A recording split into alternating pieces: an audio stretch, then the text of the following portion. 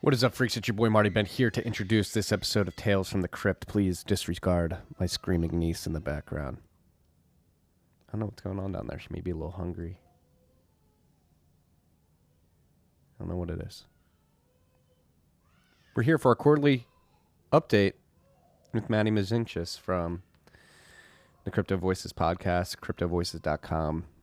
The teams have been doing an incredible job of bringing data about the monetary-based monies, the global-based monies, to individuals around the world.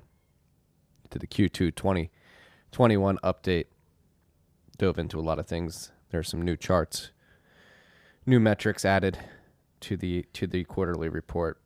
Matt and I walked through all of them. She's really pissed off down there. I don't know what's going on. This was brought to you by our good friends at the motherfucking Cash App.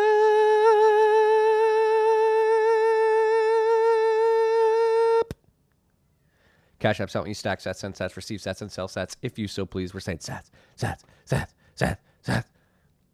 sats are the standard. You don't have to buy a whole Bitcoin. You don't have to buy a fraction of a Bitcoin. You can buy whole sats instead. Cash App makes it very easy. You can DCA in the sats. That means you can set it and forget it by a set amount on a set cadence. Cash App allows you to buy daily, weekly, and bi-weekly.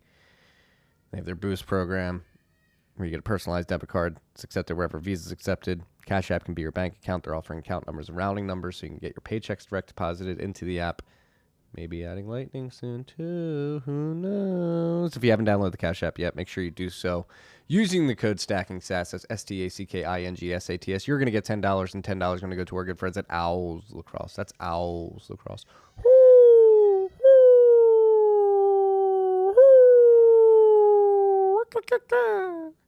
This rip is also brought to you by our good friends at HODL HODL. HODL HODL is here to bring you freaks a lending platform that leverages Bitcoin's native properties. It's available to U.S. citizens. There's no KYC, no AML. The way it works is you put your Bitcoin up as collateral in a 203 multi-sig escrow account. You hold one key, your counterparty holds one key, and HODL HODL holds the third key.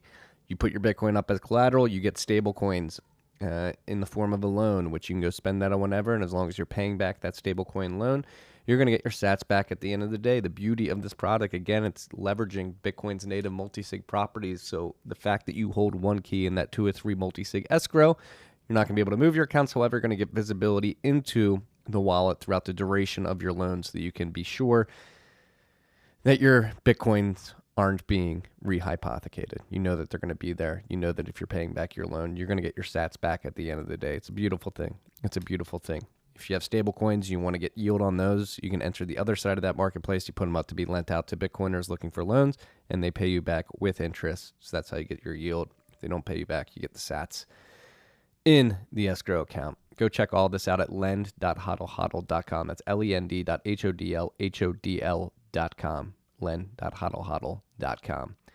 This rip was also brought to you by our good friends at Compass Mining. Compass Mining is here to get more individuals into the mining game. They want more distribution of hash rate ownership. The way they do this, you go to compassmining.io. They have miners for you, ASICs for you. You pick your model. You buy your model. You can have it sent to you straight to your door so that you can plug it in and mine it truly sovereign on your own electricity source. However, if you're looking for cheap, competitive electricity rates, Compass has set up hosting partnerships with hosting facilities around the world. What is up, freaks? Welcome back. Whoa. We got something going on here in the background. Excuse me. Make sure that doesn't happen. Where was I? Yeah. They have hosting facility partnerships. Compass Mining does, where they're going to get you competitive electricity rates so that you can buy your miner, send it to the hosting facility, they'll plug it in, and they'll start streaming streaming sats straight to your wallet because of the hash that your miner is contributing to the network. Again, you own these miners. If you're not happy with what's going on at the hosting facility, you can call your miner and say, hey, send it to me at home. I think I have cheaper electricity. I'm going to plug it in here, and they will do that for you. So go check this all out at compassmining.io. compassmining.io. Doing big things. Last but not least, it was brought to you by our good friends at Brains.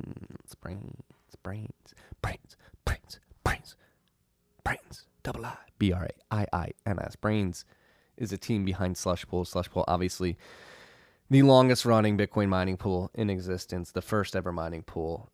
They had a big update earlier this summer that includes ultra flexible payouts that can be either time-based or threshold-based mining reward splitting for automatically distributing rewards to multiple wallets, and it came with Dark Theme as well.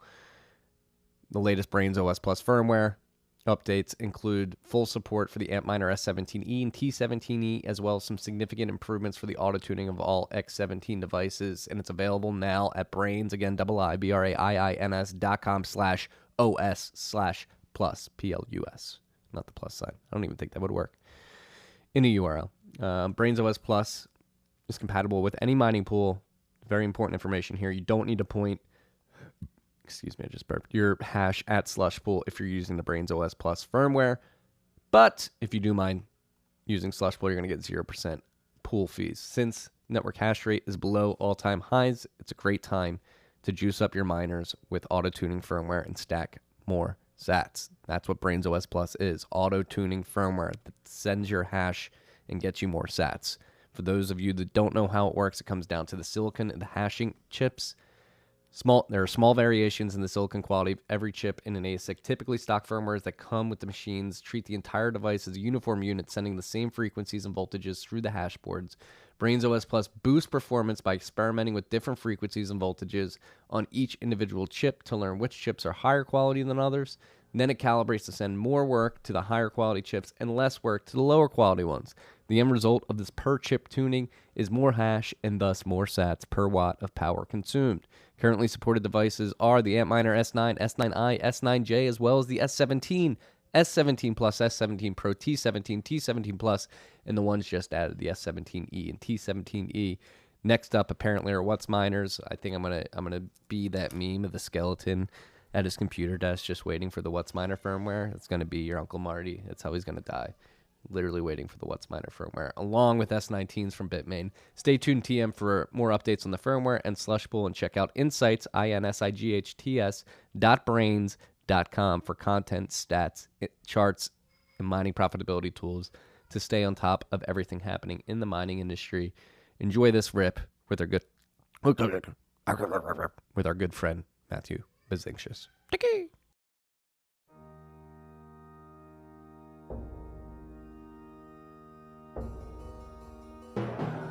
You've had a dynamic where money's become freer than free. If you talk about a Fed just gone nuts, all the central banks going nuts. So it's all acting like safe haven. I believe that in a world where central bankers are tripping over themselves to devalue their currency, Bitcoin wins. In the world of fiat currencies, Bitcoin is the victor. I mean, that's part of the bull case for Bitcoin. If you're not paying attention, you probably should be. But I won't record locally then. Or do you need my local? No, we're recording locally here on my external hard drive. Going live. First interview. The meeting is being live streamed. We are live. We're recording. What is up, freaks? Welcome back to Tales from the Crypt. It's our quarterly check-in with Matthew Mežinskis. Matty, how you doing? Doing well, Marty. I always look forward to how you're going to say my name, and that was one of the better ones. Better as in more funny. So thanks. Doing just fine. Very happy to be back. What's that? Fuck it up. No, it's Mežinskis is the Latvian version. Mežinskis would be the American, but either way, it's fine. It was good. Don't worry, it was good. Your last name down. I know how to spell it. I know how to like hold the Z down, hit one to get the what is that? Yeah, the little the caret on top there. Yeah. It's in the Latvian term. I don't know. There's different terms, I guess, in each language, but it's the softing. The literal translation is like the soft sign, because it makes like if you have like a Z, it would be like a zh, or if you have like a S with the caret over, it'd be like a sh. So, and like I know that's similar in many Slavic languages and stuff. Latvian is a Baltic language, a little bit different, but yeah, a little bit. Mežinskis, yeah. Just go ahead and re-listen to how you said it, and that's a little bit funnier, but it's fine. I'm sorry. It's no offense taken at all. I mean, growing up in the U.S. with that name and now being over here with Matthew as the first name, it's always going to be some interesting conversation about it. So it's no worries. Yeah, you can't go anywhere without having some name conversation. Last name in the States, first name in Latvia. Breaks the ice, I guess. Whatever. Did you pull up the slides on your side? Because I don't see them. No, but I can pull them up. Unless you want to share your screen, I can allow you to share your screen. No, you go for it. It'd be better just for you to. All right. To on the side. It's not like I have any porn or anything on the screen, but still, it'd be better for you to. Yeah, let me pull it up. I'm going to pull up the thread.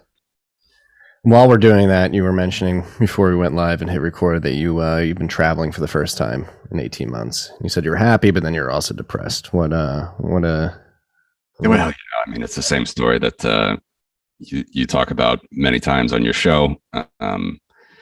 We're just slowly being coddled into this new brave new world. And I mean, I was talking with a friend of mine in the US whose wife is Australian. They were eventually thinking maybe to live in Australia. But for now they're in my hometown in Cincinnati. They can't go now to Australia because the word on the street is, as I was told, I don't know the latest, but we might not be able to guarantee that we can let you leave if you come, at least to his wife. So Australia, New Zealand, as many people know, is going a little bit crazy with their restrictions, but especially in mixed marriages. I'm in a mixed marriage where one partner does not have the other's passport. It just makes you think more than ever about where if things go sideways, where you might be able to go. Of course, marriages make things easier, but regardless, do you have to be married to be able to fly a plane and take your spouse or significant other or loved one or child? I mean, it's just it's everybody knows, everybody's got their own opinion on all this stuff, but I was talking on his podcast as well recently. He always says this thing about be a better person at the airport and stuff, and don't get up early and block people and try to get out of the plane first. You're all going to get out at the same time roughly. And if you just look at the way people are so stressed in planes and airports and everything these days, I mean, it's just sad. And it's clearly the regulations, the controls, everything you need to do makes it even more sad. No, it's not a new normal. I do not like airports. I did not like them before. Look at the lockdowns and the mask mandates and all the fear going around. But now, especially, it's whoa. And considering what's going on, I know right before we hit record, I was like, I hate talking about this shit. I'm happy that I'm busy because I don't have to focus on it. But it's first thing we bring up. Considering all the freedoms that were taken from us under the guise of protecting us from terrorism, and mainly in airports with the TSA, we're forced to go through that embarrassing, dehumanizing process of taking our shoes off, standing up, getting frisked, and all that. Again, in an effort to protect us from terrorists who are going to use the airport and the airplanes to take our freedoms. However, just leave $85 billion worth of weapons to arm the terrorists, yeah, and always, when it comes back to us, it's always temporary measures, right? Always temporary, and then 50 years later, the gold window is still closed. That's maybe that's a perfect segue into the topic we're here to talk about today: the monetary base update Q2 2021. Since we last met to go over the Q1 2021 update, as you just alluded to and mentioned, we had the 50th anniversary of Nixon officially ripping us off any connection that was remaining to a gold standard, and it was temporary. How temporary was it supposed to be? I'm not sure it was described that way. They ever give a hard and fixed window there. So I don't know the answer to that, but we had two interesting conversations. Fernando, my former co-host, is really blowing up his Portuguese based Brazilian YouTube channel these days. He did a whole series this summer on 50 years. So I definitely recommend listeners to check it out. Not only, I mean, there are some interesting ones if you want to read the subtitles, but we did 2 in English. I did together with him. One was Larry White, big free banking scholar. Another was Dr. Mark Faber, who is hilarious, old school Swiss investor, spent a lot of time on Wall Street, was in Wall Street, on Wall Street during the closing of the gold window. And yeah, it's incredible to think that it's been 50 years and you literally have probably more confusion than ever today when it comes to people's understanding of money. What is money? Some people think that gold still backs money. The disconnects are just probably as large today as they were then. And yeah, so anyway, those are interesting interviews if you want to check them out over on Fernando's YouTube channel. But yeah, to your question about how long it was, it's just always it's always like that. Back to the security thing as well. I mean, I remember, just briefly going back to the security thing, I remember a couple of years ago, because I get back to the States 3-4 times a year, at least I used to. I remember very well. It was like springtime, summertime, lulls of travels, and then they were just gearing up for the summer, and then they just rolled out the those body scanners. We started the super groping, and now they have the dogs that walk across with you. Oh God, the dog's just like scaring children. It is dehumanizing. But anyway, we don't have to go back to that. But yeah, always in the name of temporary measures to help us and protect us that never go away. So it is something to keep in mind, both for our, like I said, it's more that I need to think about as a traveling expat, multinational person, multinational marriage, and people that think that they need another passport to get out, maybe, or if restrictions come so bad and you want to go somewhere in the Caribbean. Like, I know a lot of people have thought about that these days. Yeah, I mean, probably more than ever, just really got to think about it more, plan more, and think about where you want to spend your time during certain seasons or whatnot, because it's hard to see that it's going to get better anytime soon there. But we'll jump into the monetary based stuff. But before I just have to repeat, like, a story I've told on this podcast many times is, again, when I was working at the Managed Futures Fund in Chicago, our chief investment officer was a gentleman by the name of Dmitry, who immigrated to the United States from Russia in the 90s. And he had this just one comment to me when I was 22, 21, stuck with me for ever now, or at least 9-10 years since we had that portfolio meeting. He's like, he grew up in Soviet Russia and he really does not like communism. And he's looked at me scared shitless one Monday. We got on the subject of TSA somehow. And he was like, Marty, like, the TSA, like, ever since the Patriot Act, like, what's going on here? It's turning into the Soviet Russia I ran away from. It's like, holy shit, man. Like, what? Well, the communists used to make you take your shoes off. And all that stuff during interrogation. And, America's now the only place you have to take your shoes off at the airport. Ironically, it's just bizarre. Yeah, it's very bizarre. What's going on in the world of base monies? Well, our favorite hobby horse over here at the Crypto Voices podcast couldn't find any place that was really presenting this information well, so decided to do that ourselves. It's been about 3 years actually since we started publishing this. Yeah, thank you, sir. But also, of course, we've had other guests. We've talked about this stuff all the way from our first guests about the real role of Bitcoin as ultimate settlement in Bitcoin's financial system. It's done in 10 minutes.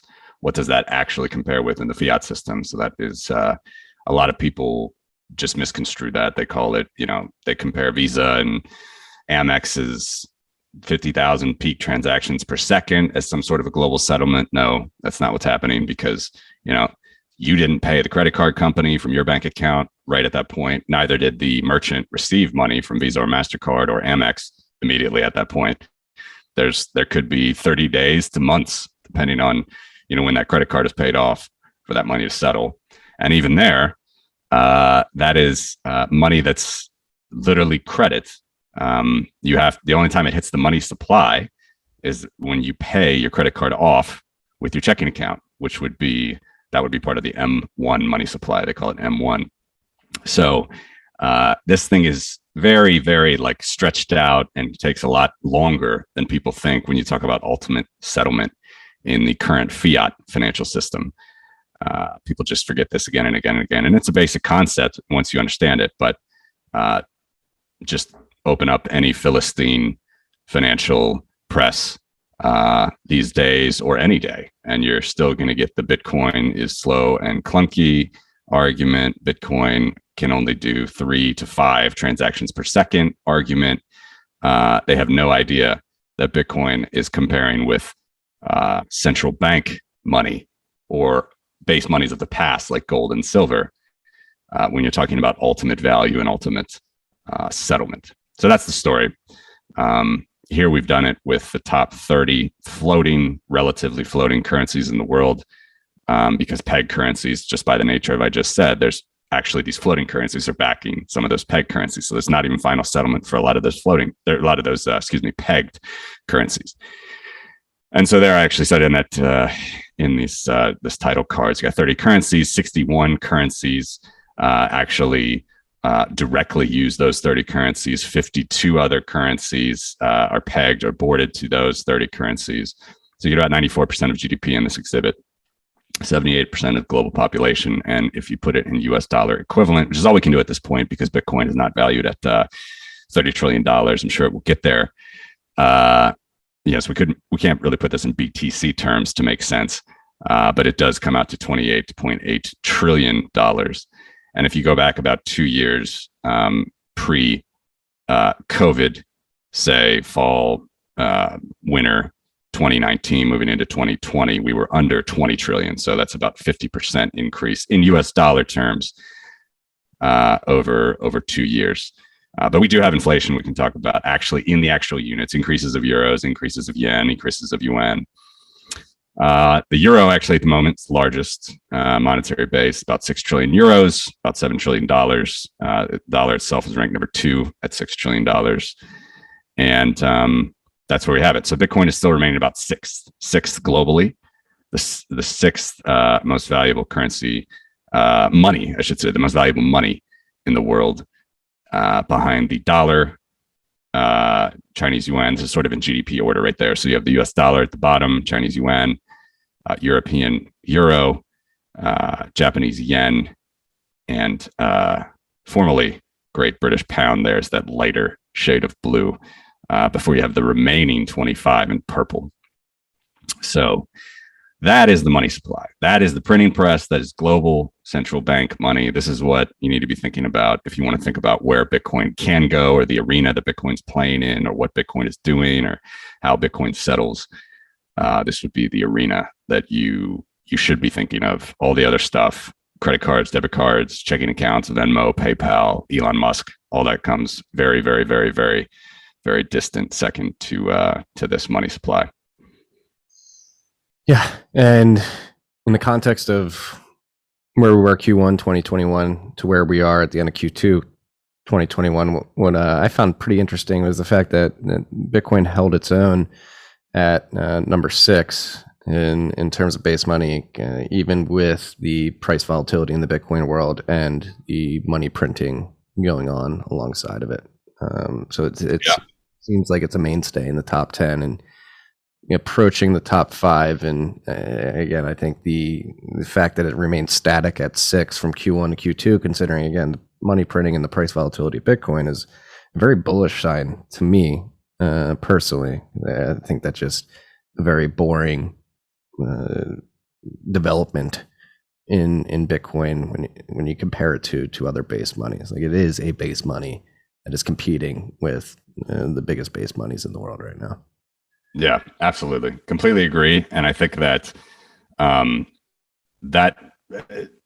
unless some catastrophe happens in Bitcoin land, which none of us can foresee, I don't see that changing at all. We're already in as you said, sort of this the top 10. We're in sort of the mid-major players. So if you want to rank them again in dollar terms, the pound is about at a $68,000 Bitcoin price that would match the Great British Pound. Sterling. The Swissy is Bitcoin passed for the first time this year ever. So that was a big one that Bitcoin passed for the first time this year. That's about $41,600. And then Indian rupee is down there, 26,000. You just get currencies that you never want to hold otherwise if you were in their country.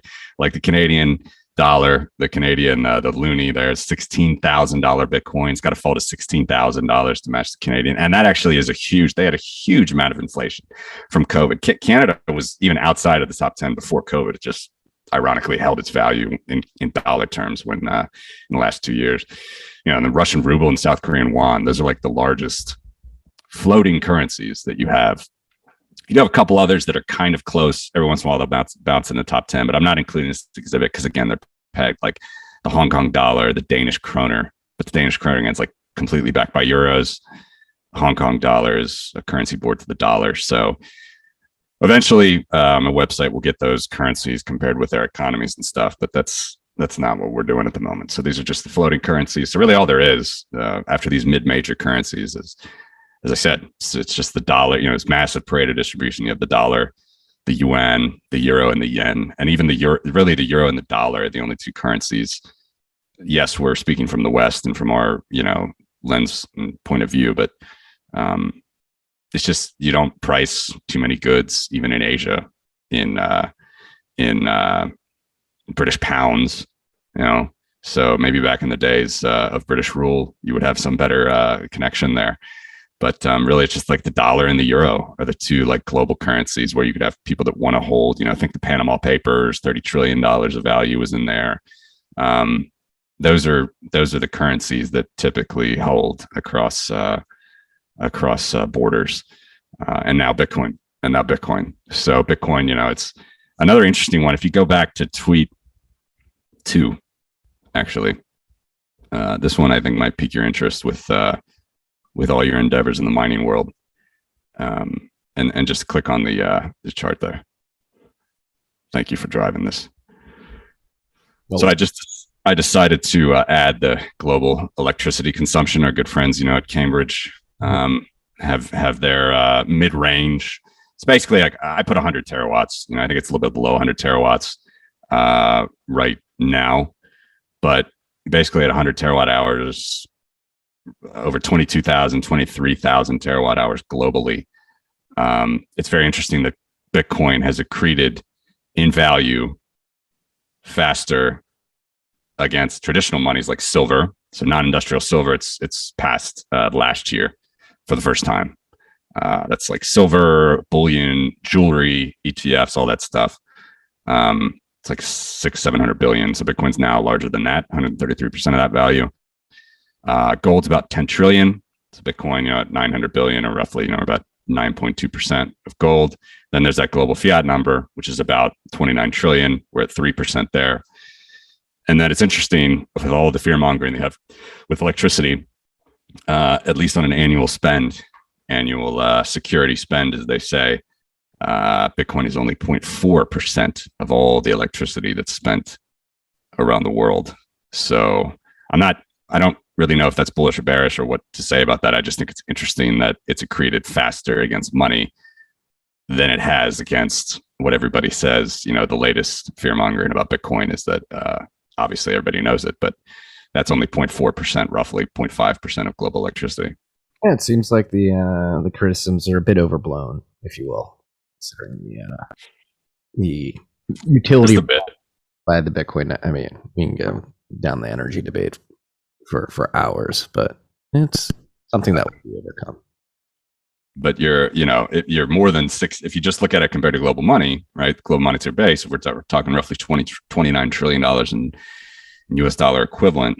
I mean, that's over 6x more than Bitcoin's pollution into the global energy consumption grid. And pollution is a bad word because I don't believe that it's polluting. Obviously, there's value. Everybody knows that there's value in what miners do. Well, it's all relative, and And net pollution, I think there's cases to be made. Particularly, I mean, obviously, I'm biased to Great American Mining. I think we're a net. We reduce pollution, particularly fugitive methane emissions. So it's like a net. No, go for it, man. I'm totally with you. I mean, I was just using that word as a descriptor of an output, if you will. Yeah, but just to kind of flatter the Philistines again. I mean, it's not really, it's not. There's always positive value that's coming out of that, for sure. It's just, pollution it's such a relative term that I just think that it's way overblown, and it's amazing just right there to see that it's 6 times less than the global value compared to money. What it is, its net effect on electricity consumption. So, and again, it's not just straight up pollution. I mean, there's so much value and security and safety and wealth protection that's coming from that electricity spend. I mean, anyway, being too verbose on that, but yeah, pollution is obviously not the right word.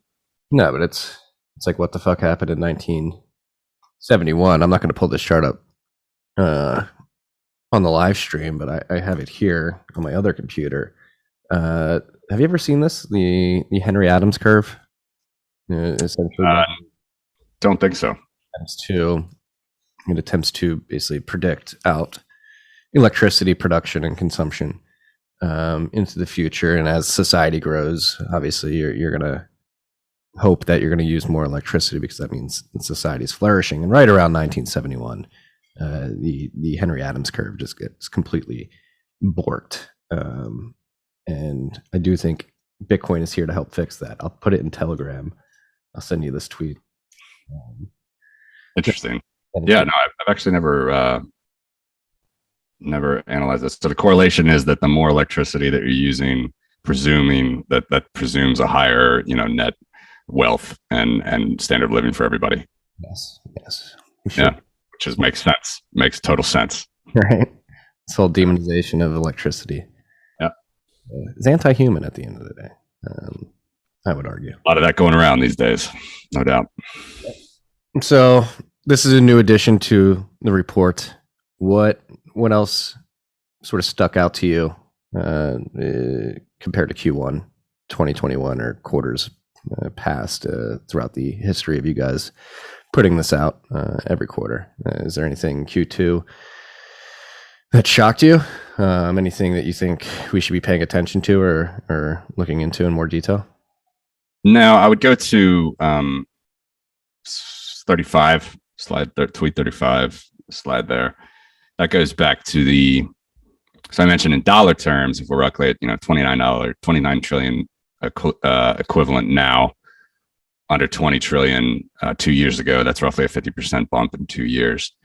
But if you look at this slide, this is again in native terms for each currency, but you can still do a blended average of those if you look at, again, their US dollar weight in the basket. And that can change over time, right? Because China, in this chart, the data on China only started in 2000, and in other countries, it came along the way. And only like 15 of the currencies started in 1970 in this exhibit, but still, that's just the best data that you have. So the weight.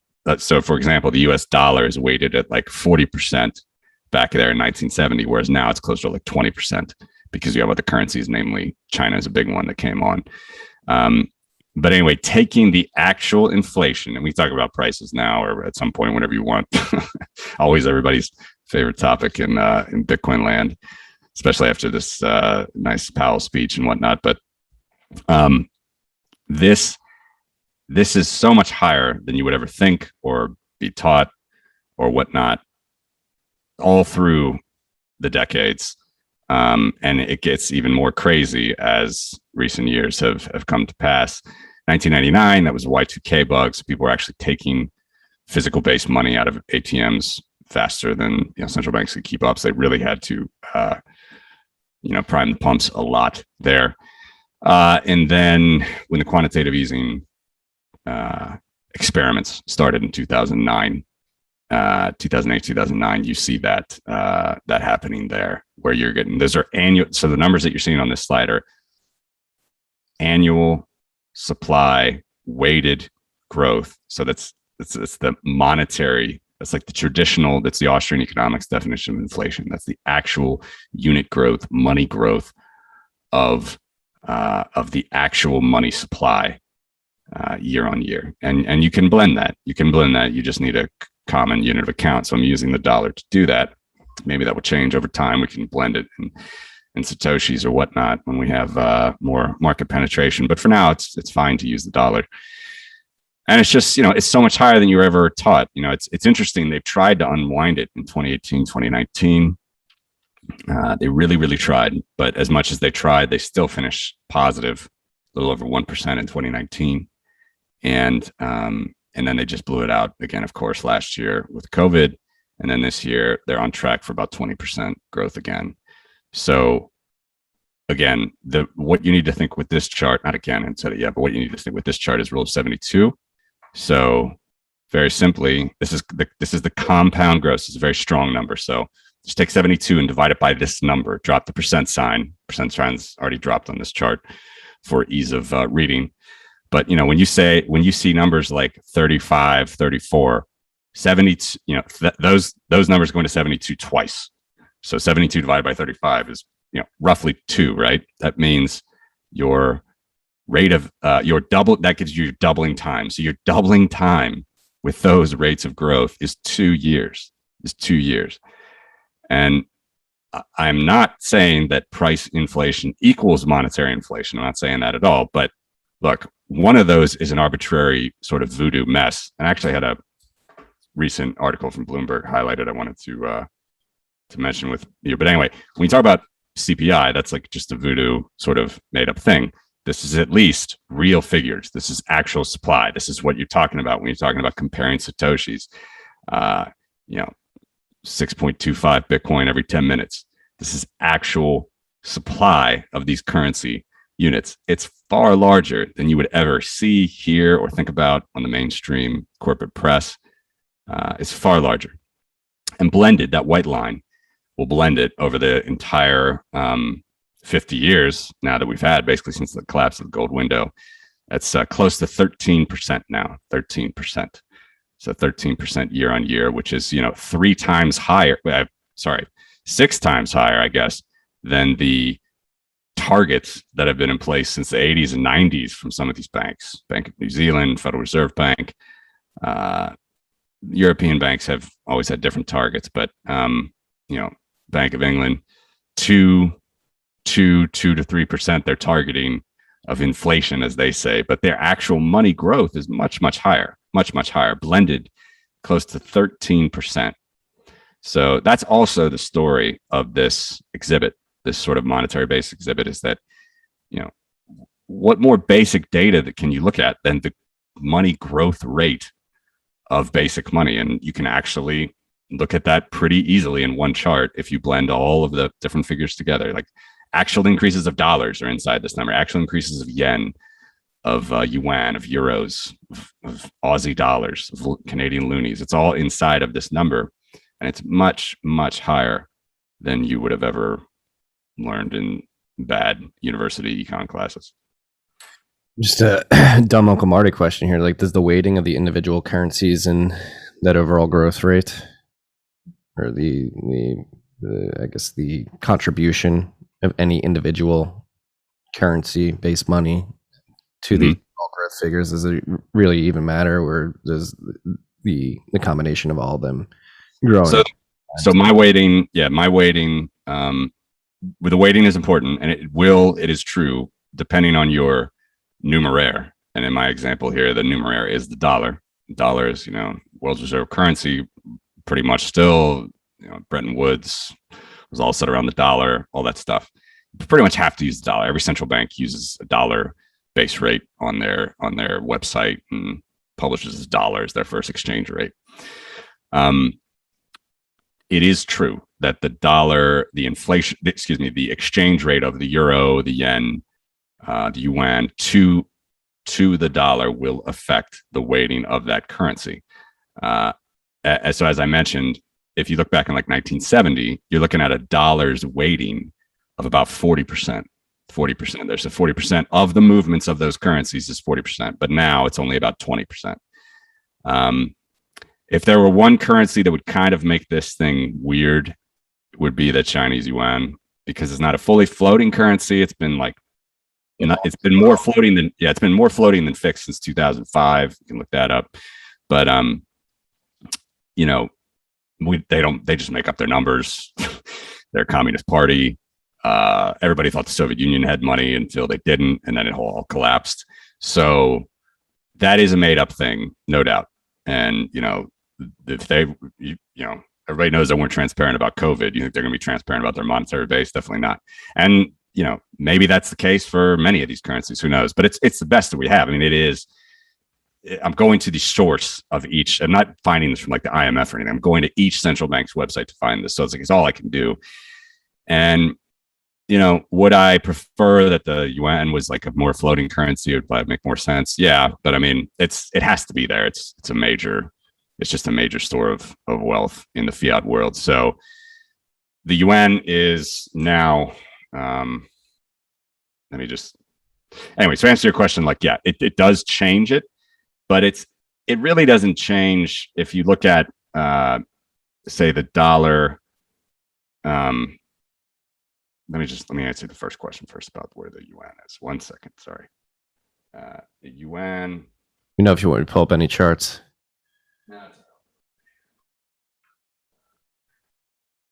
So it's about 17% of the pie right now. The Chinese yuan. Dollar is 21%. Sorry, I got to get better charts on my other computer look too, make this more smooth. Anyway. Yes, the weighting, that's how it's weighted. It's weighted by the monetary base of that particular currency at that particular period, but it morphs and changes over time. Like I'm not just like a lot of these CPI indices do. I'm not just weighting this and then forgetting it and like making it up based on my constituency or whatever. Like it morphs every single month. Whatever month that effective currency's dollar value is, that is the weight of the pie that you would accept its actual currency's growth into the blended average. So that's how this is done. So I think it's pretty rigorous, I guess, is the word to say how that's calculated. But even if you were to do that on like a dollar basis, total blended, like just look at the total amount and look at the dollar's fluctuation, it would be probably even less than that. It would probably be like 10% maybe instead of 12. So it's actually you get a little bit higher figure, and in my opinion, a more accurate figure when you actually look at each currency's growth and then weight it that way. I don't know. Anyway, that's how it's done. That's just this example, this one blended chart. Soon, I'm not sure when. I always say this whenever I'm talking about this stuff. I will have a better website where you can easily just scroll through every single currency's growth rates and see it much easier. But on this exhibit, I only post this blended average. But there's a summary table at the very end where you can see it. What is this chart saying to you? I mean, obviously, like the doubling effect of the doubling of the monetary base seems to be happening much more frequently these days, but it seems like, particularly after 1999, there's maybe outliers or things just are tending to get more volatile. Certainly, it tells me things are getting more volatile. Anybody, I think a child will notice that. What's the more crazy side of that chart? Certainly getting more volatile. But it tells me that even back in the day, because again, look at the stagflation period of the 70s, or after the gold bubble pricked in the 80s and Wall Street days, all that stuff, great moderation.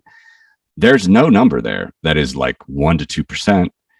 And if the theory is that you're going to target a price rise of 1 to 2%, you might think that it would be closer to that. Now, again, I've said it in the report. I say it here. Yeah, I have to use the caveat. Yes, this price inflation does not equal monetary growth inflation, but ceteris paribus, an increase in the money supply will always lead to a rise in prices. How big is that rise in prices? I don't know, man. And I think this is where I've said it before as well, probably on your show. I mean, everybody has their own balance sheet. Everybody has their own CPI index, right? Every person, every day, every family. That's just why this stuff is just completely voodoo. So that's what I wanted to bring up before, was the Bloomberg article about this. Yeah, well, you're bringing that out. I'll just riff on that. Like you said, like there's imperfect information, and you don't know where people are going to spend their money, how institutional allocators are going to allocate their funds, and so you can't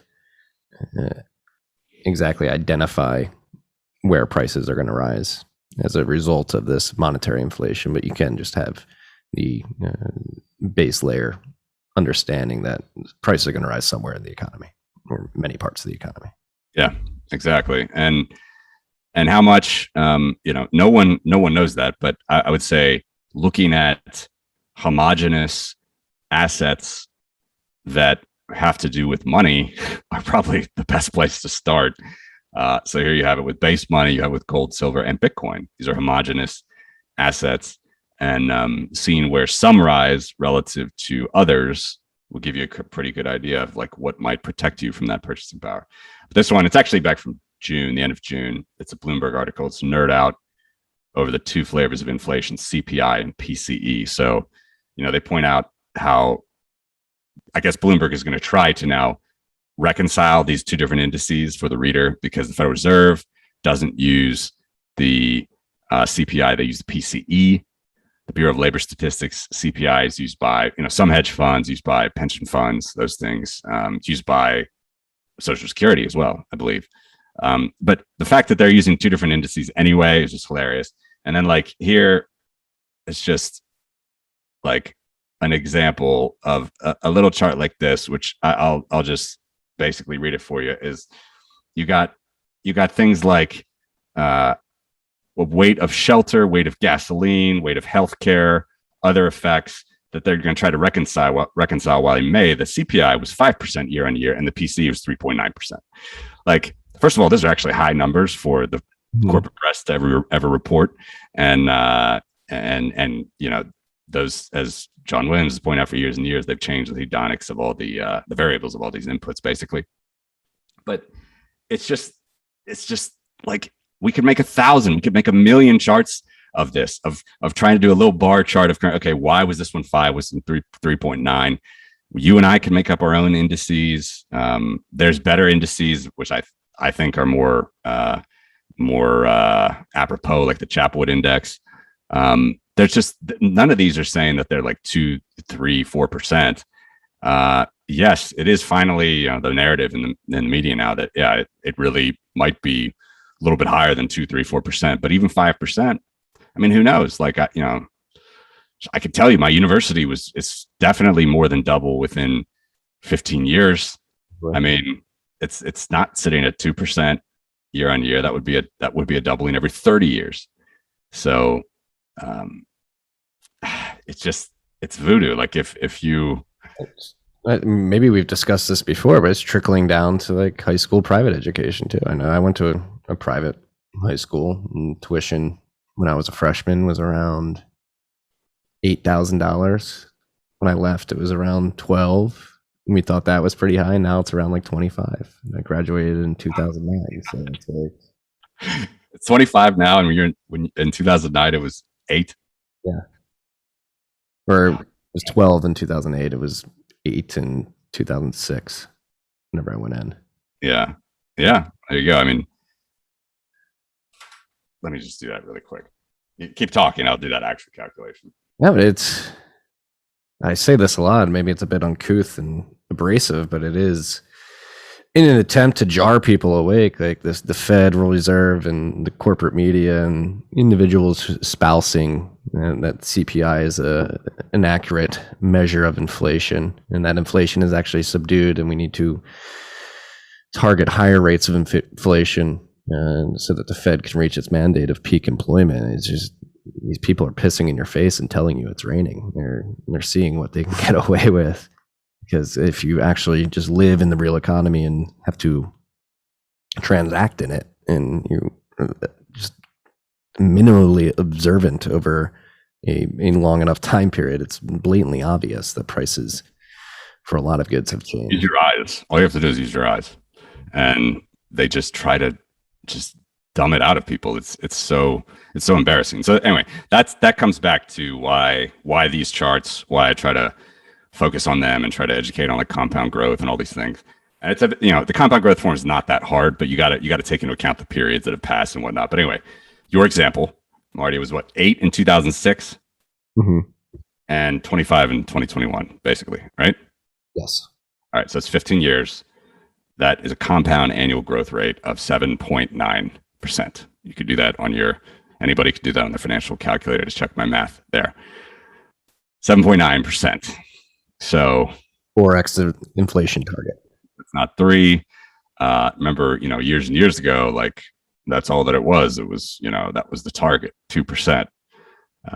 Even when they had 0% as their Fed funds rate. And, it's just laughs. I mean, it's just like, it's just completely flies in the face of the mainstream dogma. So 8% grows a hell of a lot faster. That's it's going to double 4 times faster than something that is 2%. Yeah. And as obviously we talked about the volatility on the right side of this chart. Again, the volatility, would you argue, it has to increase from here due to the debt obligations that the Fed and the U.S. government have, and the need to service those, and they're not going to be able to do that. I wouldn't even say in a high interest rate environment, but just in an interest rate environment that is higher than it is now. Yeah, and I don't know. I like the recent Fed speeches, and I guess just one, since the Jackson Hole conference was canceled. But tapering is just around the corner, but don't expect it yet. And it's just this Fed speak just. Well, let's dive into this, because there's a couple things going on right now. Obviously, all the institutional investors are like, taper. It's time to taper. And how well versed are you on the inner workings of the repo market and what's going on there? Because obviously in September 2019, we had the spasm in the overnight repo markets, where over the course of that year, JP Morgan transitioned out of cash and into treasuries. And in that overnight market, JP Morgan would have typically provided liquidity, but they didn't have that cash liquidity anymore because they, again, transitioned into treasuries. And so the Fed needed to step in that time and provide liquidity to that market. And now it seems we're in a completely different scenario in which these reverse repo markets, where the banks have a shit ton of excess cash and nothing to do with it. So they put it in this overnight cash market that'll get them a little bit of yield. And it's an insane amount of money. It's the overnight reverse repo, has hit like 1.2 trillion, 1.3 trillion at some points in the last 3 months.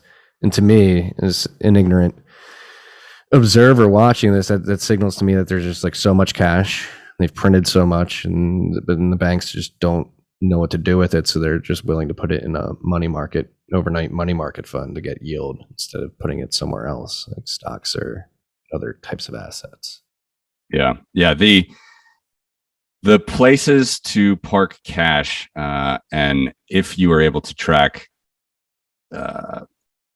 pension funds, hedge funds, large banks, the inner workings of the repo market there.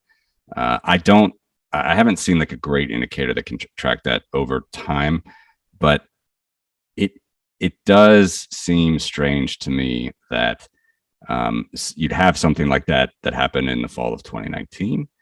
The repo market's going crazy, short-term interest rates spiking, and when at the same time in 2019, it was, if you looked at this example of base money. So base money is comprised of actual physical cash and then reserves, which is basically when the Federal Reserve wants to put new money into the market, it buys treasury bonds from the banks. It doesn't buy them from the treasury, it buys them from the banks and the large pension funds, basically. So the fact that large banks at the time thought that, and so basically the reserves that banks hold right now, they're higher capitalized on a global, in the US, let's say at the US, at a systemic level. They have more reserves now per deposit and everything else than they've ever had.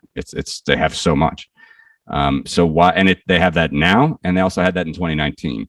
Why that sort of hiccup happened in the market, I don't know.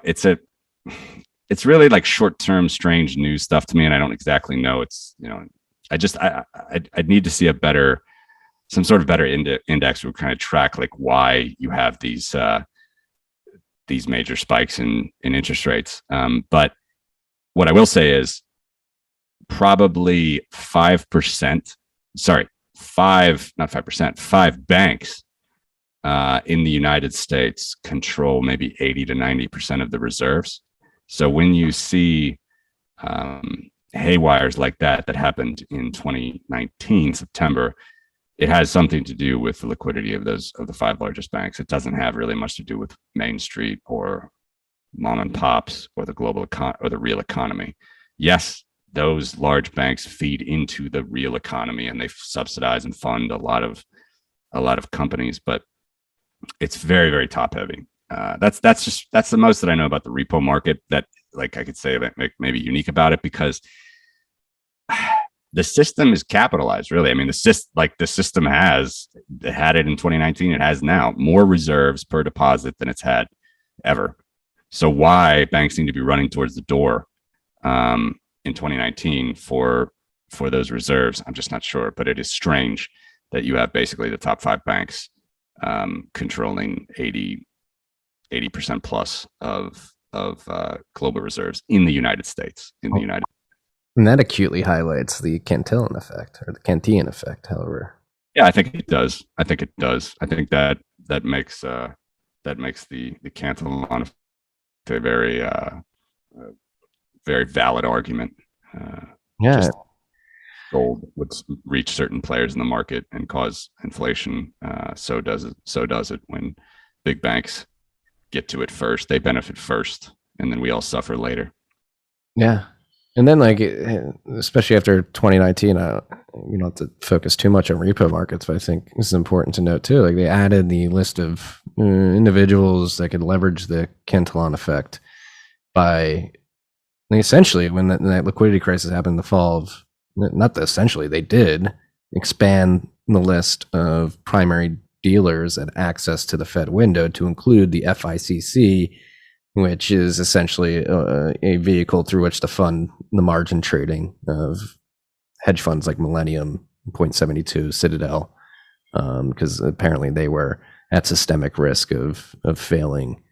Yeah, that's true. It is strange again that you have so much liquidity on a systemic level, but you still have to keep adding these special purpose vehicles, these special facilities, these extra lines of credit, basically for so many different entities, when again systemically, like, you have more reserves than you've ever had. So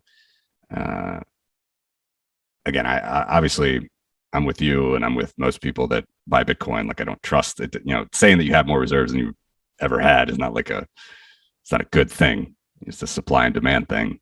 But yeah, I wish there was a better signal to really track what was happening there with top banks and the repo markets and all the players. But I mean, other than the short-term interest rates themselves, and when you see them spike, I don't know. I'd be curious if any listener has a good indicator there to track a little bit better. I don't know if there's an indicator that I can point anybody to, but it just says to me like there's just so much notional leverage in the system.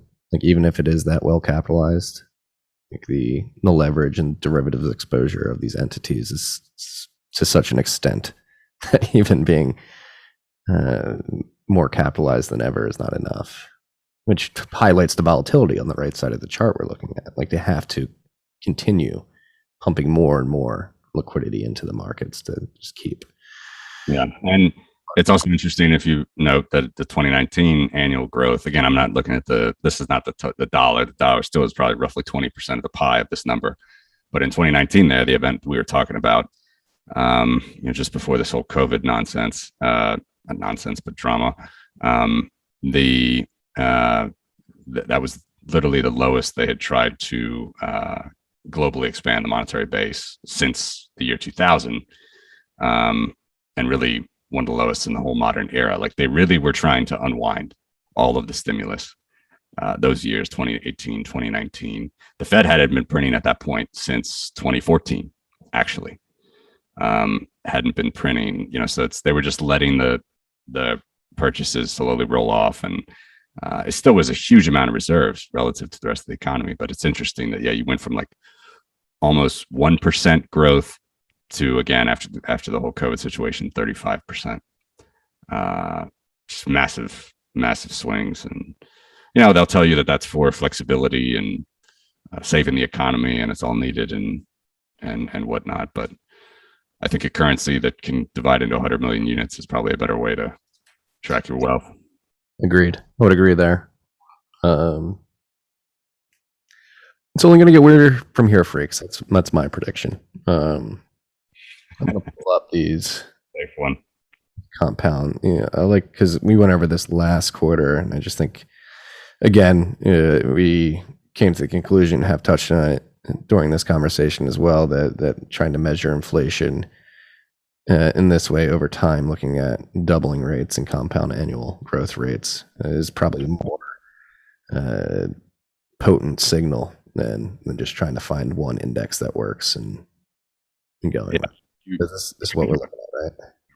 Yeah. So this is one exhibit here that is a bit more. It's not chart form, but it's more U.S. focused, and so then compound growth again. So monetary base in the year 2000 was like 600 billion. Now 6 trillion. That's 12.2% compound growth, or doubling every 6 years. So again, back to what our discussion of interest of price inflation before.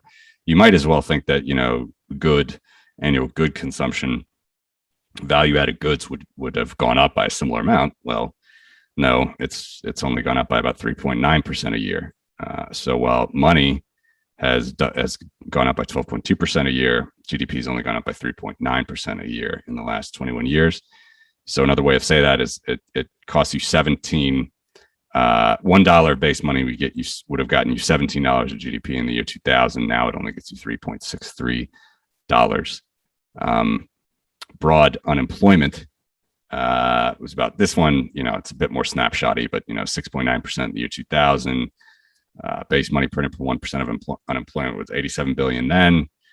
Now $597 billion of base money per 1% of unemployment. So what's the growth rate on that? That's 10.1%. So compare that 10.1% with whatever you hear in the corporate press. It's a bit higher. Same thing with government debt. Same thing with gold. But again, gold, a lot of people use the gold price. That's the wrong lens of gold, in my opinion. It's just like Bitcoin. The right lens with Bitcoin is to look at Satoshis, the supply of Satoshis now versus the supply of Satoshis, 5 years ago. It's the same thing with gold. So still keeping it in dollar terms, it's about 10 trillion of gold now available, including jewelry. It's about 1 trillion of gold 20 years ago. That's a 12% compounded growth. S&P would have gotten you 8% with dividends, and then bonds gotten you only 4.7%. So the point is, all those other assets were growing, and not necessarily in good categories, right? Like government debt or gold. Everybody who hates gold, well, gold went up 12%. The whole gold, the supply of gold value in dollars went up 12%. And while GDP was only going up 3.9%, and theoretically inflation over probably 20 years, typically goes by your 2% target, as they say in central banks. Even though in recent years, yes, like very recent, corporate headlines, it's now like 4 or 5%. But that's not what they've said over the last 20 years. Yeah, and I think for anybody who's watching this on YouTube, I have my mouse over these two numbers right now. The gold cap growth between the year 2000 and Q2 2021 and the monetary base expansion, they're very similar. The monetary base expanded and compound annual growth rate at 12.2%, and then gold market cap at 12%. So that would allude or give credence to the fact that gold is still living up to the store value and has been historically. Yep. And it goes back to that same argument, ceteris paribus, just a growing money supply will lead to a rise in prices. So yeah, the gold price per ounce has gone up a lot since the year 2000. And if you look at the total gold value, which is what you're doing there, interestingly, it's about the same as the monetary base. And if you probably don't have to scroll back to it, sorry, I interrupted you earlier, but that was just about Bitcoin. So if you look at gold in its native ounces, right, so, or native units, which are ounces. I mean, they use tons, but I like to use ounces because, gold just a little bit higher. Go up to the Bitcoin one. This is fine too. But what I was just going to say about This about one? a little bit higher. There, that one. So that's Bitcoin now over its lifetime.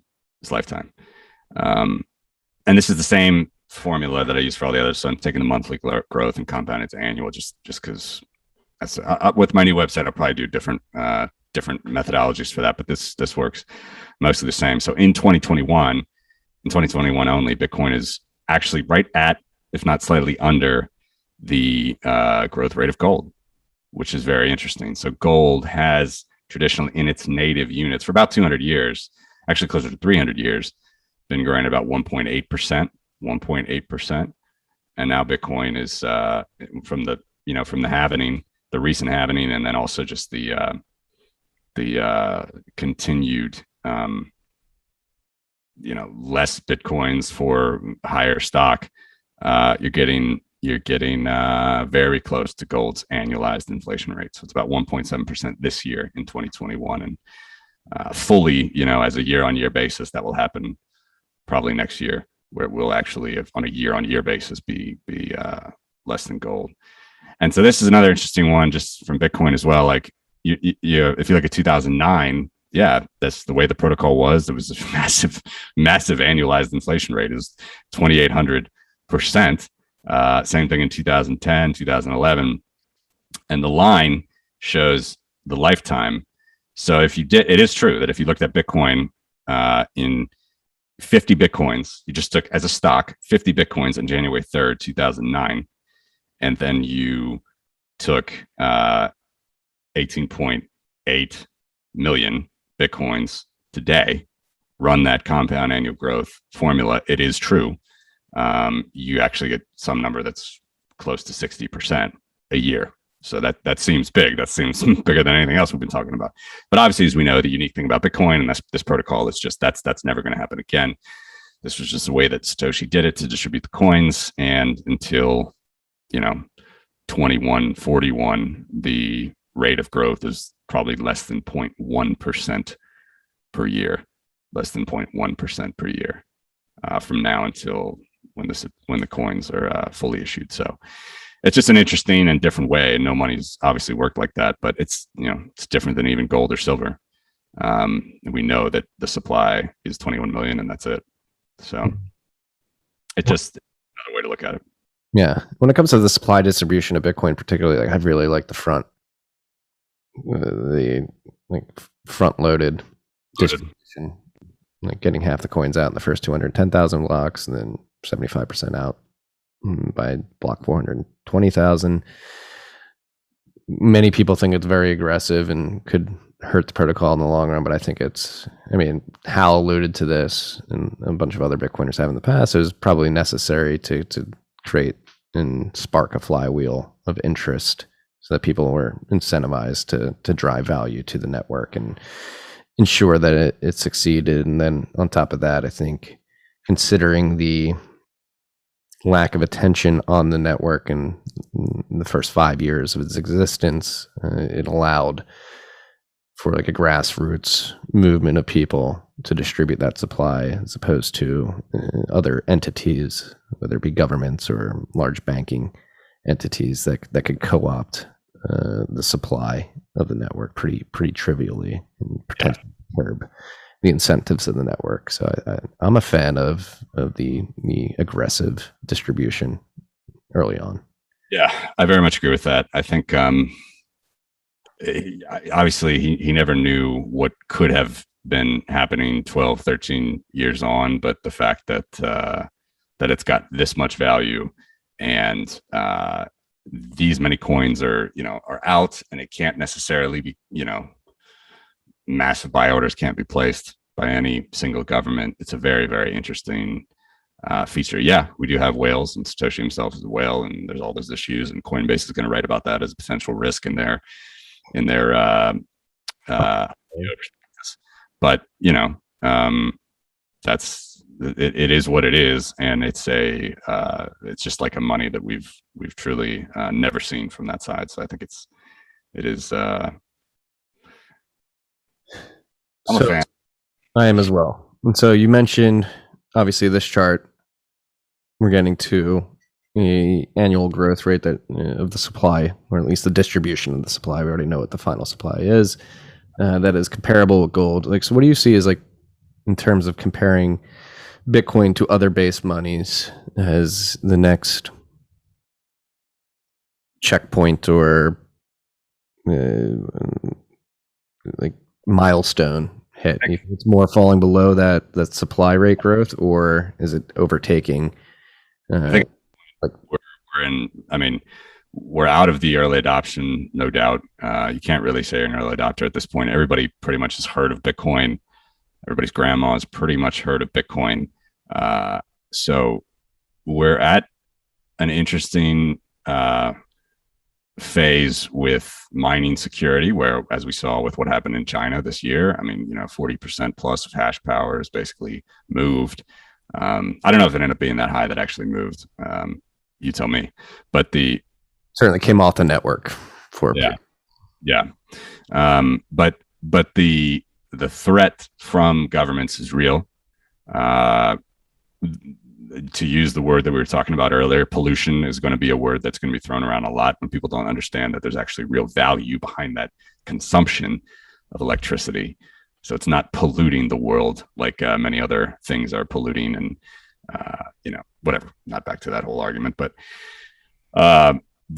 we're here. I mean, governments can step in. What was that? I mean, there was that meme or GIF or whatever from, like, Malaysia, where they were, like, steamrolling a bunch of things like that. Or like, that's propaganda. I mean, that's unbelievable propaganda. We're only at $1 trillion. I mean, yes, money is so skewed that there's only 5 currencies bigger than Bitcoin at the moment. This is where we are. I mean, like, the threat from governments to walk in and shut down your miner is real. So I think the ability to mine in secret, the ability to mine in a distributed, risk averse, censorship resistant way, all those things, like where you can resist government coercion, that's going to be important for Bitcoin at this point. And so I think we're already there. We're right in the thick of it.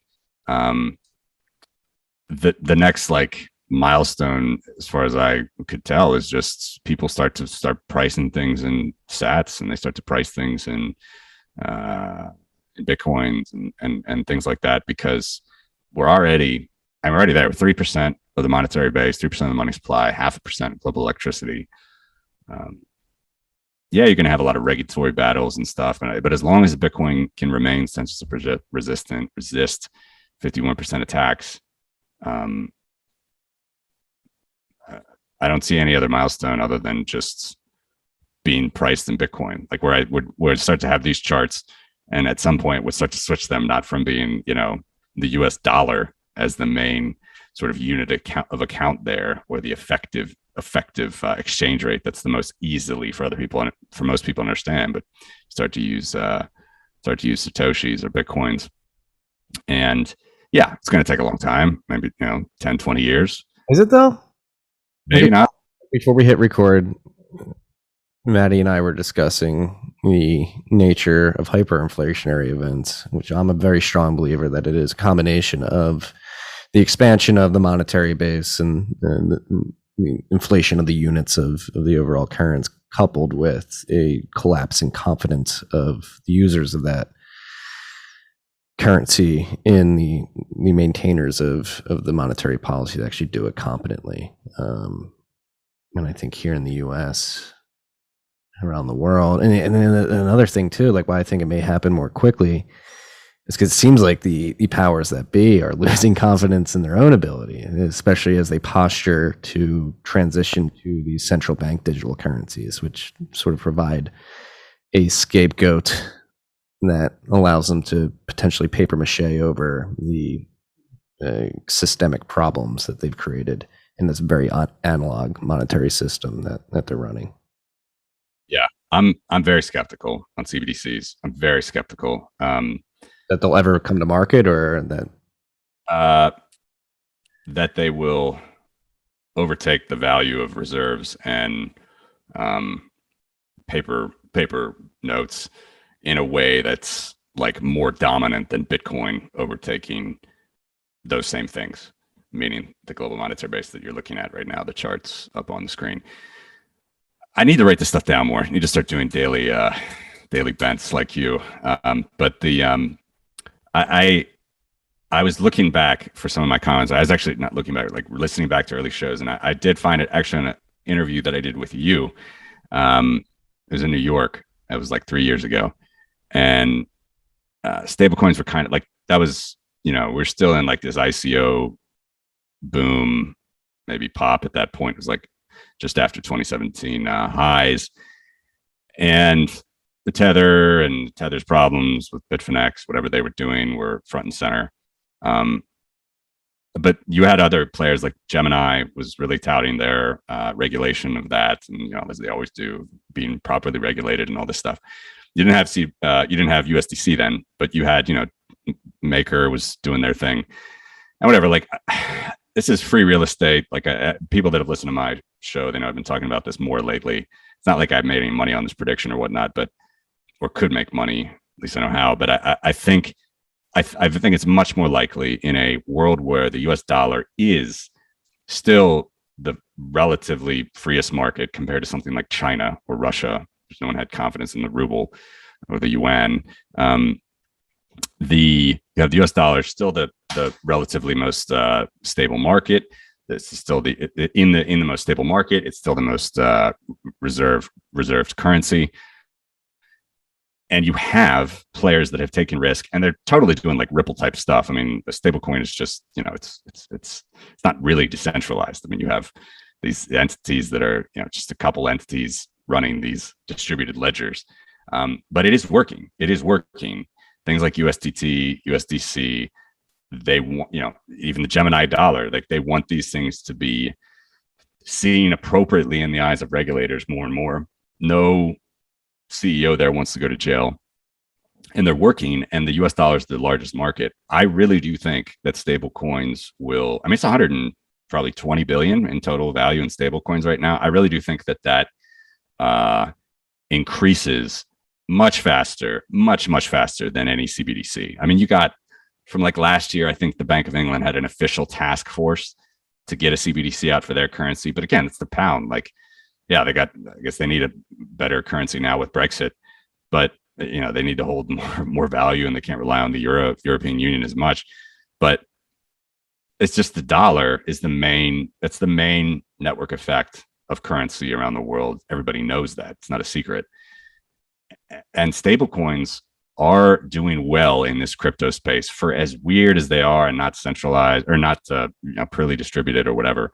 They are doing well. So my point is, it's not a profitable venture to do a euro-backed stablecoin or a yen-backed stablecoin, because those currencies, all these other large currencies, have negative interest rates. So why would you do it? Why would you, trade? Why would you back this with assets that bear interest in that currency when you're getting negative interest rates? Yeah, you could try to hedge and swap the Bitcoin that you might receive while you issue those tokens, but that's a different thing than what the commercial paper and the treasuries and the bonds that Tether and USDC are using. They're using, US dollar denominated interest paying assets to fund their operations. and that's working. So that's working. But you literally, in the world we're in today, you can't do it with the euro. Maybe you can do it with like an algorithmic coin, and there's people that are talking about that, but you can't do it with a stable coin. So stable coins are out there. So the only other way is the CBDC. But who's going to want to, I mean, that CBDC at most is going to go alongside the reserves. It's going to go alongside the Bank of England says this as well. China might want to truly try to squash physical cash, and just, everybody knows that with, Tencent and WeChat, Alipay, all that stuff, they're trying to do that now. But the CBDC aspect of that at most is going to go alongside these other base monies that we're charting on this presentation. And I got to talk to someone who's like really working on these projects in depth. But I mean, who's to say that the security of a central bank board running a public facing ledger that's going to be on every citizen's phone, who's to say that's going to work? Who's to say that's going to really going to work? We haven't really seen it. Everybody talks about it, but the most you have is task forces. I think the US is the farthest away from doing a CBDC. So all that leaves is stable coins. My point is, I think you're gonna have stable coins, particularly if the US dollar variety, grow a lot faster. I'd love to see them pegged to, some Bitcoin sidechain or whatnot, but that's a whole nother can of wax. Bitcoin's still in, as long as you have the proper vision, that one Bitcoin is one Bitcoin, so that's fine. But in the short to midterm, I really see stable coins being a much bigger market share in like the global crypto market than CBDCs. Yeah, a number of things there. I agree. The ability for these governments to implement it successfully, get it into the hands of citizens, and create a transition that is orderly, it seems unlikely to me. Though in China, at least in China, the CCP has proven that via proxy of companies like Alipay, WeChat, it can exert a considerable amount of control. But would they consider those systems digital currencies? Probably not in the form, not a central bank digital currency, certainly. But they are going to try the digital yuan, it seems. And then beyond that, too, like when it comes to stable coins, I said this over the weekend at BitBlock Boom, like it may rub some Bitcoiners the wrong way, but it's undeniable, and particularly in emerging markets, stable coins provide an immense amount of value for the individuals living there. That need to sort of separate Bitcoin's price volatility from their need to interact with the day-to-day economy. Yes, they'll save in Bitcoin. Matt Alborg's done a lot of great research on this and helped surface a lot of this information, on the ground information. But I think I agree. Stable coins are going to be here, at least during what may potentially be a transition to a Bitcoin standard, in which everybody starts pricing things in Bitcoin. Yeah, it's interesting that you see like Visa adopting rails of USDC and those things. And I would say when you bring up the Chinese companies, I mean, those are on the same level of that. Like, yeah, they could be totally, but so is Tether. I mean, like Tether's this whole issue of Tether. So this Tether company or group of companies, whatever it is now it's still in the Caymans. I don't even know, but it's a totally centralized thing. It's just it's a basket of assets backing this instrument, and that happens all the time in the stock market today anyway, and it works. And they say it's regulated, it needs to be regulated, and that's obviously the low-hanging fruit for regulators, because it's something that's working. They don't actually have to do it themselves because they're incompetent to do it themselves, obviously. So they can say, we're protecting investors, we are here for the investor, you just need to be under our orbit of regulations, and hey, we will let you do this.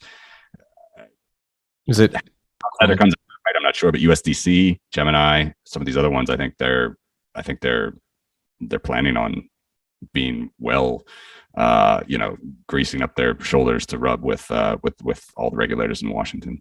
Yeah, no, I mean, it's inevitable. And so would you feel comfortable labeling these as quasi SDRs? Stable coins? Yeah. No, no, stable coins I would say are just it's like a money market mutual fund that trades like cash. So, when Warren Buffett says he's in cash, right? He's got out of stock, he's in cash. He's in cash in his brokerage account, but that's like I forget these like Premier Reserve. These are like these major money market mutual funds that are basically just dollar assets. They're dollarized assets. So it's like he can say he's in cash, but it's basically a stable coin that sits in his brokerage account. It's not, it's a slightly different thing, but the challenge to that type of money market mutual fund is it's sits in one brokerage account or a group of brokerage accounts, but a stable coin can move very easily from one brokerage account to another. So from that innovation where it just trades like cash, it trades like cryptocurrency, that's light years ahead of holding your money in cash with your brokerage on a money market mutual fund. So it's more like M3 money, which is, by the way, the repo market is an M3 money as well, which goes back to the discussion we had at the very beginning. All of this stuff is just claims based on a single issuer. If that single issuer fails, or if they issue too many tokens that don't back the assets properly, or their assets fail, or they don't do their due diligence, or their investments fail, their leverage, that's all like free banking stuff. And I'm totally fine with it in principle. Whether it's a good idea to do some of those transactions is a whole other thing, but I'm certainly not putting my faith behind regulators to figure that out. At the same time, it's the lowest hanging fruit for them. So I really, again, it's free real estate. I'm not making money on that prediction at all, but like, I think I've said it for years and years. Like, I think stable coins will be here. Like that's what's going to happen in the Western world, is US dollar denominated stable coins are gonna be like the thing that they regulate in crypto. And I can't see the Federal Reserve doing any CBDC anytime soon, but I mean, I could be wrong, but that's what I think. Yeah, I think if they're smart too, like, why try and do this by yourselves if the free market's already doing it? And an argument to be made that the free market, via the creation of these stable coins, creating demand for the dollars globally, which the Fed should correct? I think they do. You've heard a little bit of those, like you get some very negative, damning stablecoins are dangerous articles, and then you get like a little bit of like, I can't remember this name of one of the governors that wrote like, oh, we should embrace stablecoins. They're doing exactly these things. So, but again, this is all regulatory stuff that look more at what they do, not what they say. And for stablecoins, but back to the monetary base stuff, look at how much the money supply is actually growing. That's the important thing. And that's just what I think people should get out of those exhibits. I don't know, you got the stock to flow one up. I don't know if you... I just went to put another chart up. You think we should focus on this, or?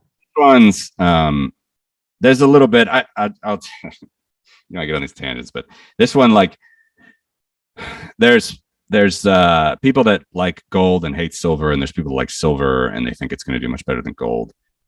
Both of those, in my opinion, aren't looking at the correct lens of each asset. So a lot of people will say gold has a great stock to flow. It's usually like 50, 60. It's closer to like 50. As you see there, all the gold things. There's different ways to measure that. I'm doing trailing 12 months. I'm doing trailing 12 months of just bullion, not jewelry. I'm doing trailing 12 months of stuff with jewelry. I'm doing trailing 12 months of stuff with new all-time units, which include industrial. All these are all different stock to flows that you can create. It's just the inverse of the rates that we've been talking about, which I actually prefer the inflation rates because they compare to interest rates, so on and so forth. But there's a stock to flow. People like to talk about stock to flow sometimes for obvious reasons in the Bitcoin space. But for those that like gold and hate silver, they usually point out that, okay, well, silver actually has a very small amount of monetary bullion. That is, and it's true, monetary bullion, where you take out all the industrial silver, you take out all the jewelry, and you're left with a very small percentage. It's like sub 10%. It's true of the silver, all-time silver. It's like 56 billion ounces of silver have been mined throughout humanity. So maybe, I can't remember the exact amount, but it's sub 10% of that is in silver monetary, like bullion form, coins and bars.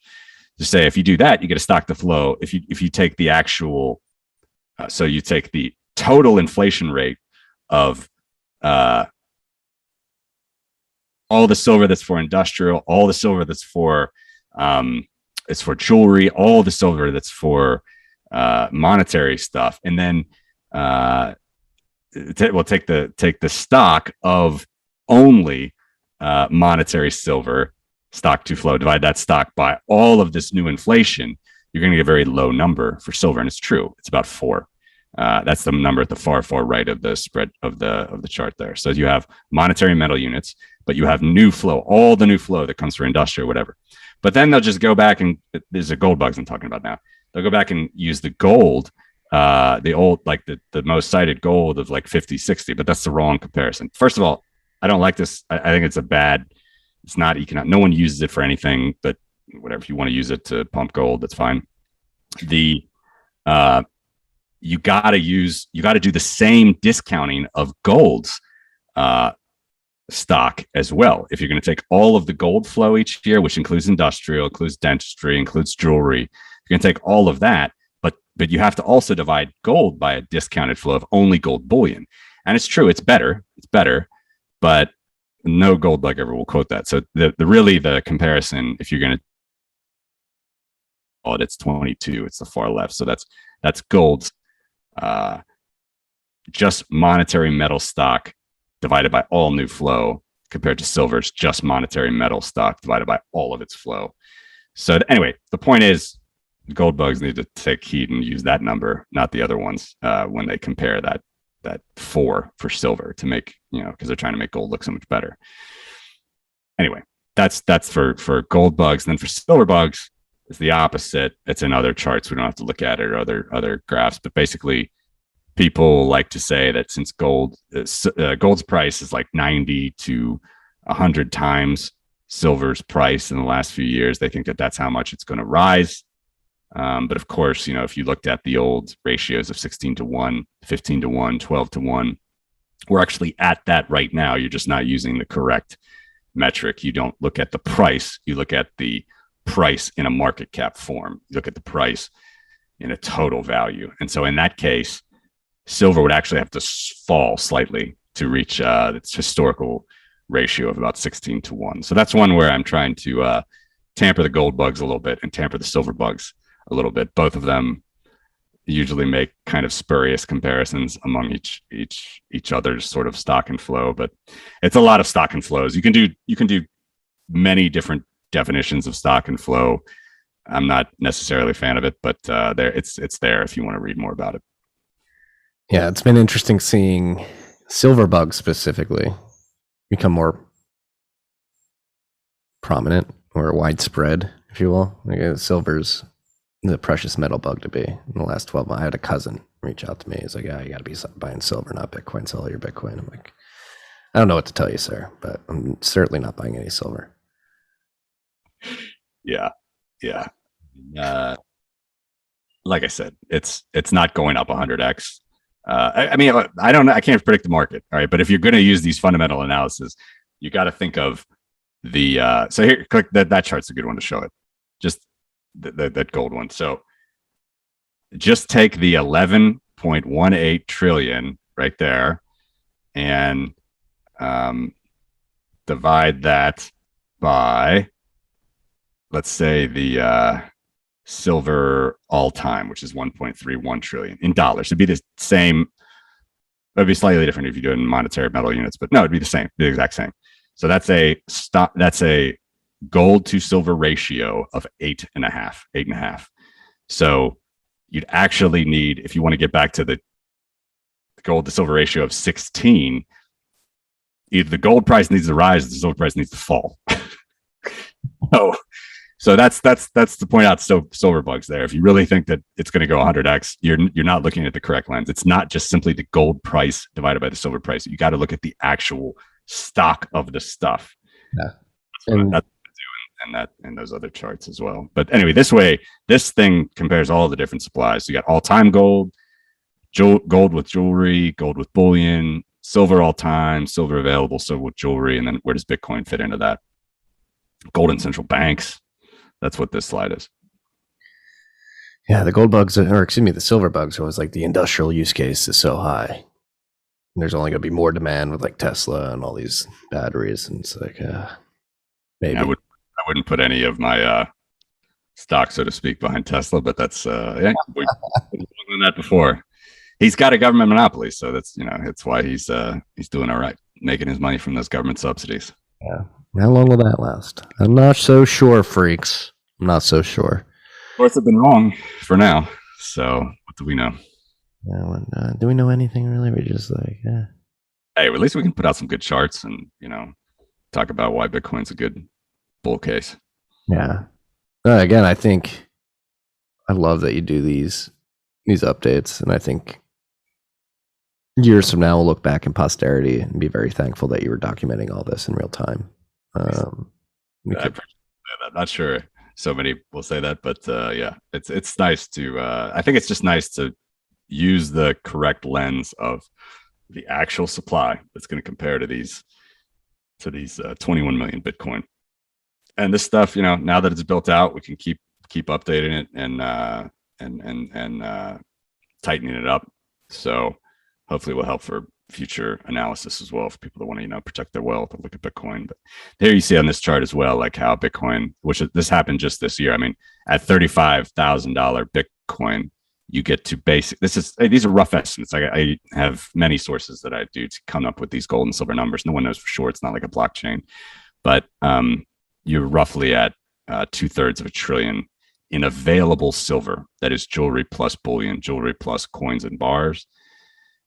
And again, the vast majority of that is jewelry and silverware, but that's about 2/3 of a trillion. Bitcoin passed that this year. Actually, last year, I guess it was. I think last year it hit over 30. In the last 12 months. Yeah. So, and there it is. That's all that Bitcoin has left for silver. But that again, like, people just, even like the corporate press definitely screws this up, but the Bitcoin journalists as well. Like I remember in 2016, people were saying that Bitcoin had passed the value of silver. That was just way completely wrong. At that time, there's maybe 15 million Bitcoin. It had passed the value of 1 year's worth of production of silver, but it didn't pass the stock of silver. So now it passed the stock of silver. Just again, got to be kind of rigorous about some of those points. So that's what it's done this year. For the rest of silver, if you include like in industrial usage, which again is very rough estimate, it's about another 50% of the silver value. You get to 1.3 trillion. Bitcoin's got to get to about 70 grand a coin to match that.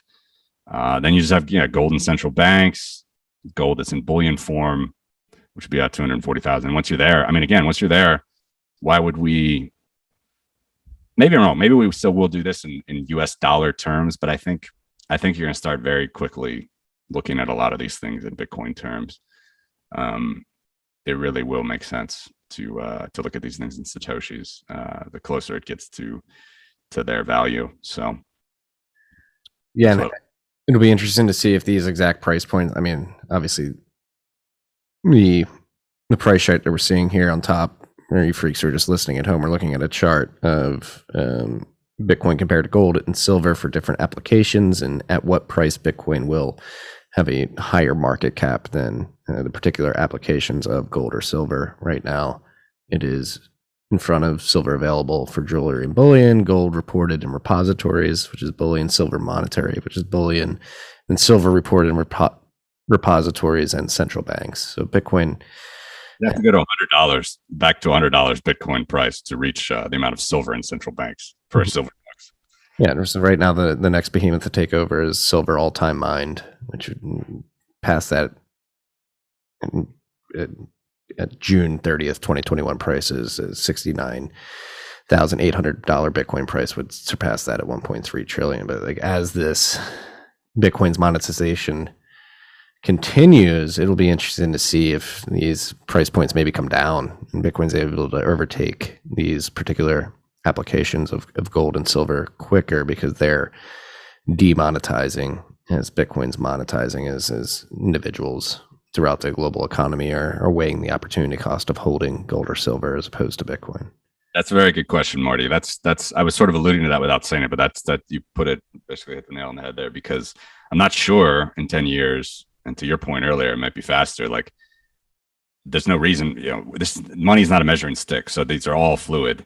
So there's no reason that gold and silver quickly go down in dollar terms, or not quick, relatively quickly go down, and then Bitcoin goes up. There's no reason that they all have to go up as Bitcoin goes up, as Bitcoin number go up. They could go down in dollar terms, and then at some point might make more sense to look at it all in Satoshis. So that's a very good point. It's a very good point. Gold and silver and global fiat could all go down as Bitcoin goes up. It's not like it has been over the last 20 years, 10 years during Bitcoin's time. It's where they've all kind of gone up.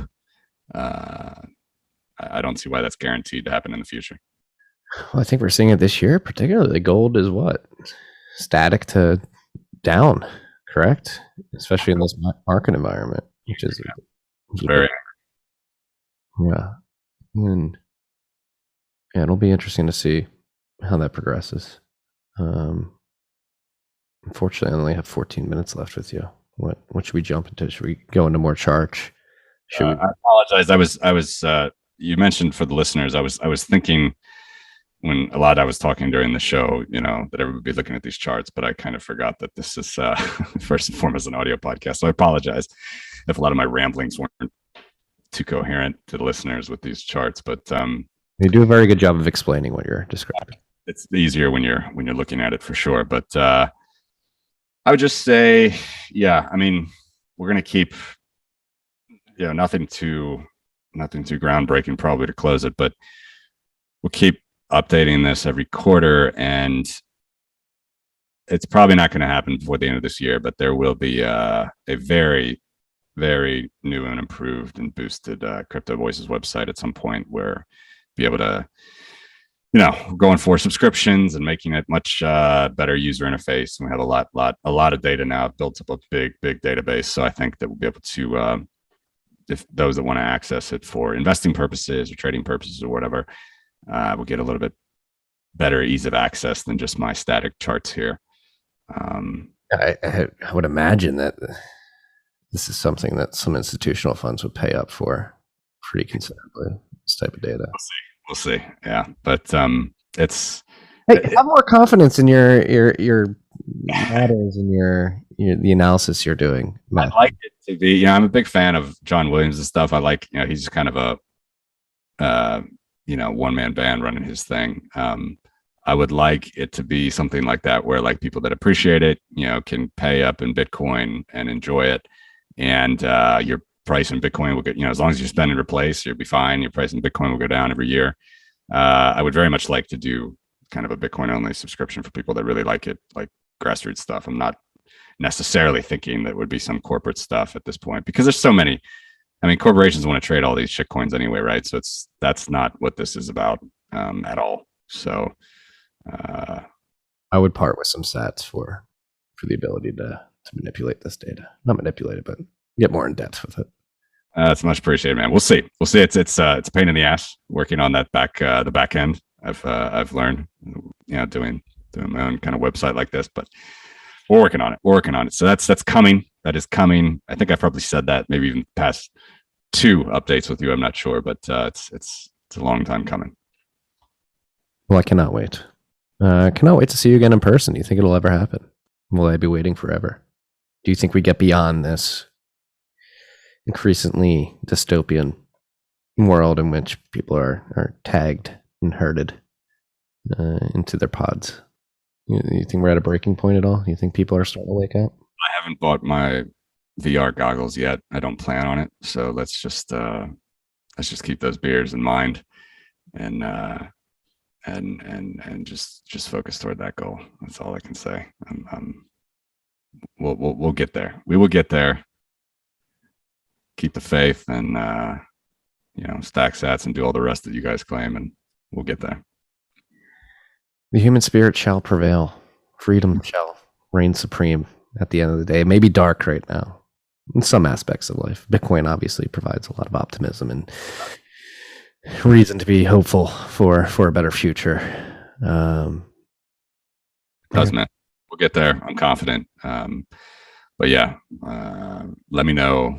You're probably not with your family going to be coming over to Europe anytime soon, or for the job, but Let me know if you're over. Yeah, but I may make it over there. And if you ever come to Texas, let me know. Yeah, congrats on the big move. You and every other relatively intelligent person in America, it seems, moving to Austin. So I don't know how that's going to be for local Austinites a couple of years from now.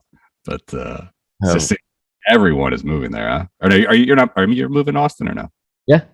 It's all, like everybody's going to Austin. Yeah, and like people are like, oh, you're gonna like ruin Texas. You're gonna like, no. I hope people in Austin understand that the Bitcoiners that are coming at least are coming to make sure Bitcoin happens. We're retreating to Austin, getting the mind share there, falling back to the Republic of Texas, and then we're gonna fortify the defenses of the Bitcoin network and the pitch that we're giving the rest of the world, and go out from there and start saving different parts of the country, particularly the Northeast. I'm for the first time in years slightly jealous of what's happening there. It's very interesting to see the different states' rights popping up out of this whole crisis. And here I am at the edge of the European Union,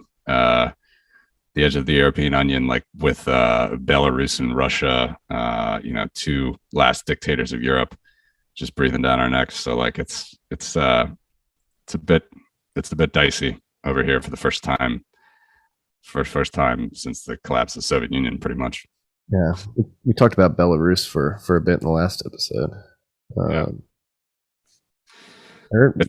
on. It's dicey there, and it's tough. And Russia's got some elections coming up, another rigged set of elections this like very soon. And I don't know. There's more and more exiles, Russian. I think there's more political exiles from Russia in Europe since the Brezhnev era of Soviet Union, like since the 80s, late 70s, 80s of Soviet Union.